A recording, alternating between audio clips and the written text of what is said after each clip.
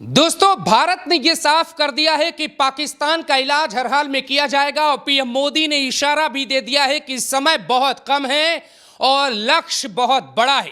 एक एक अपडेट आपको बताने जा रहे हैं। आज सबसे पहले गृह मंत्रालय की बैठक हुई जिसमें बीएसएफ, सीआईएसएफ, सीआरपीएफ, एनएसजी के कमांडो और एसएसबी के सीनियर अधिकारी उस बैठक में शामिल हुए। उसी बैठक के बाद पीएम मोदी की अध्यक्षता में एक बैठक हुई जिसमें रक्षा मंत्री मौजूद थे, सीडीएस थे, तीनों सेना के प्रमुख थे और एनएस से अजीत डोभाल थे। उस बैठक में तमाम अधिकारी पीएम मोदी को सलाह दे रहे थे। उसी बैठक के बाद पीएम मोदी और शाह की एक गोपनीय बैठक हुई, वो भी तकरीबन 40 मिनट बैठक चली। उस बैठक में क्या क्या तय हुआ ये बाहर नहीं आया है। इसके अलावा दोस्तों, ठीक इस बैठक के बाद मोहन भागवत मिलने पहुंचे पीएम के आवास पे। ये पहली बार है पूरे कार्यकाल का, अगर आप इतिहास उठाकर देखेंगे, 11 सालों में पहली बार आरएसएस प्रमुख मोहन भागवत पीएम मोदी के आवास पर मिलने पहुंचे। जाहिर तौर पे हलचल बहुत तेज हो चुकी है, देश कोई बड़ी कार्रवाई के मूड में है और प्रधानमंत्री नरेंद्र मोदी पे लोगों को यकीन है, देश की सेना पे यकीन है। इसके अलावा जो बड़ी अपडेट आ रही है दोस्तों, बुधवार यानी कि 30 अप्रैल को 3 बैठकें तय हुई हैं। इन्हीं तीनों बैठकों में पाकिस्तान का इलाज कैसे करना है यह तय हो गया है। पहली बैठक जो सुबह 11 बजे होनी है वो सीसीएस की बैठक होगी, यह संभावित है, समय थोड़ा बदल भी सकता है। दूसरी जो बैठक होनी है वो सीसीईए यानी कि आर्थिक नीतियों को लेकर भी बैठक होगी कि जब भारत युद्ध में जाएगा तो कैसे आर्थिक नीतियों को लेकर तैयार रहना चाहिए। जो तीसरी और फाइनल बैठक होनी है वो कैबिनेट की बैठक होनी है। प्रधानमंत्री नरेंद्र मोदी कैबिनेट की बैठक लेंगे और कैबिनेट को वो आश्वासन देंगे कि वो क्या कार्रवाई करने जा रहे हैं। इसके अलावा कुछ लोगों का मानना है कि जम्मू कश्मीर में कैबिनेट राष्ट्रपति शासन की सिफारिश भी राष्ट्रपति द्रौपदी मुर्मू से कर सकती है। हालांकि यह होगा या नहीं ये कल पता लग पाएगा। इसके अलावा दोस्तों, जो सबसे बड़ा अपडेट है वो भारत ने मंगलवार को यानी आज पाकिस्तान के कई नेताओं और रक्षा मंत्री के साथ ट्विटर अकाउंट को बैन कर दिया है। जो मास्टरमाइंड है घटना का वो है पाकिस्तान का पूर्व एसएसजी कमांडर हाशिम मूसा। एसएसजी जो है दोस्तों पाकिस्तान आर्मी की एक बहुत ही अच्छी यूनिट है, जैसे भारत में एनएसजी होती है और बाकायदे उसको ट्रेनिंग दी गई है जिसको स्पेशल सर्विस ग्रुप कहते हैं और वहां से वो ट्रेंड होकर आया, भारत में अपने मकसद को अंजाम देता है। इसके अलावा आज एनएसजी और पुलिस ने मॉक ड्रिल किया है जम्मू में। दिल्ली के 16 स्कूलों का कंट्रोल वायुसेना को दे दिया गया है। बाकायदे एक लेटर जारी किया गया है और उस लेटर में लिखा है कि 30 तारीख से लेके 3 मई तक वायुसेना के अधिकारी और कर्मचारी वहां पे अभ्यास करेंगे। इसके अलावा दोस्तों, भारतीय सेना ने केंद्रीय सशस्त्र बल के साथ एक वो प्रैक्टिस की है। उस प्रैक्टिस के दौरान अभ्यास देखा गया। अभ्यास में यह तय किया गया कि जब युद्ध के दौरान आर्मी और पुलिस को एक साथ काम करना होगा तो किस तरीके से काम किया जा सकता है। महाराष्ट्र की सरकार ने एक बड़ा अपडेट किया है। जो मृतक हैं उनमें से 6 महाराष्ट्र के हैं, जहां पर देवेंद्र फडणवीस की सरकार ने यह वादा किया है कि परिवार के एक सदस्य को नौकरी और 50 लाख रुपए का मुआवजा दिया जाएगा। इसके अलावा राजस्थान ने 129 पाकिस्तानी वापस भेज दिए हैं। आर्मी एरिया में एक व्यक्ति फोटोग्राफी कर रहा था जिसको गिरफ्तार कर लिया गया है। इसके अलावा दोस्तों, एक और बड़ी अपडेट है चौंका देने वाली। राजस्थान में पाकिस्तानी हैकर्स ने शिक्षा विभाग की एक वेबसाइट हैक कर ली और उस पर लिखा कि अगला हमला टेक्नोलॉजी से होगा। इसके अलावा उमर अब्दुल्ला ने अपनी कैबिनेट बैठक बुलाई। वो कैबिनेट बैठक भी गोपनीय थी, किस मुद्दे पे थी ये बाहर जानकारी नहीं आ पाई। हालांकि सूत्र कहते हैं कि जम्मू कश्मीर में अगले 24 घंटे या 48 घंटे में भारत की तरफ से जो कार्रवाई होनी है वो शुरू हो सकती है खुले तौर पे फ्रंट पे आकर।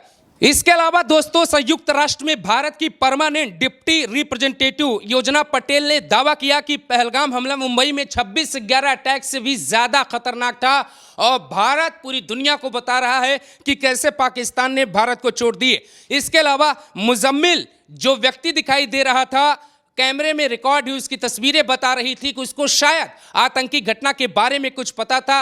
उससे एनआईए पूछताछ कर रही है और वो कई चौंकाने वाले खुलासे भी कर सकता है। इसके अलावा राहुल गांधी और खड़गे ने पीएम मोदी को पत्र लिखा। विशेष संसद का सत्र बुलाने का आह्वान किया गया है, हालांकि उस पर कोई जवाब सरकार की तरफ से नहीं दिया गया है। जम्मू कश्मीर में 87 पर्यटक स्थलों को चिन्हित किया गया, जिनमें से 48 पर्यटक स्थल जो बेहद संवेदनशील थे उन्हें अभी बंद कर कर दिया गया है। इसके अलावा दोस्तों, मोदी की बैठक के बाद, अमित शाह की बैठक के बाद, तमाम बैठकों के बाद किसने क्या कहा आपको ये भी बताते। तीनों सेनाओं को खुली छूट दे दी गई है।